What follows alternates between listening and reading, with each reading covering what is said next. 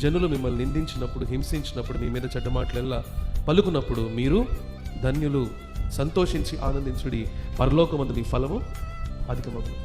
మన కారణం దేవుడే కనుక అయితే దేవుని మూలాన వచ్చిన నిందలే కానీ, దేవుని మూలాన వచ్చిన అవమానాలే కానీ, దేవుని మూలాన ఉద్యోగం కోల్పోవలసిన పరిస్థితే వచ్చిన ప్రైజ్ ద లార్డ్ అనుకోవాలి. హల్లెలూయా. ఎందుకంటే దానికి వచ్చే బహుమానం చాలా గొప్పది. అది ఏ మనిషి ఇవ్వలేదు. గమనించండి, మనిషిని దేవుడు హెచ్చించినప్పుడు ఏ మనిషి దాన్ని తీసివేయలేదు. కాబట్టి హెచ్చింపుకు ముందు ఖచ్చితంగా శ్రమ ఉంటుంది, హెచ్చింపుకు ముందు ఖచ్చితంగా అవమానం ఉంటుంది, హెచ్చింపుకు ముందు ఖచ్చితంగా శోధన ఉంటుంది. అందుకే మీతో పదే పదే చెప్తూ ఉంటాను, మందిరం మానొద్దు, మందిరం మానొద్దు, మందిరం మానొద్దు. మానడానికి ఎన్నో పరిస్థితులు వస్తూ ఉంటాయి, నాకు తెలుసు ఆ విషయం. నేను ఉద్యోగం చేసిన వాడిని. పరిస్థితులు వస్తాయి, శ్రమలు వస్తాయి, కష్టాలు వస్తాయి. కానీ వీటన్నిటి మధ్యలో దేవుని పక్షాన నమ్మకంగా నిలబడినప్పుడు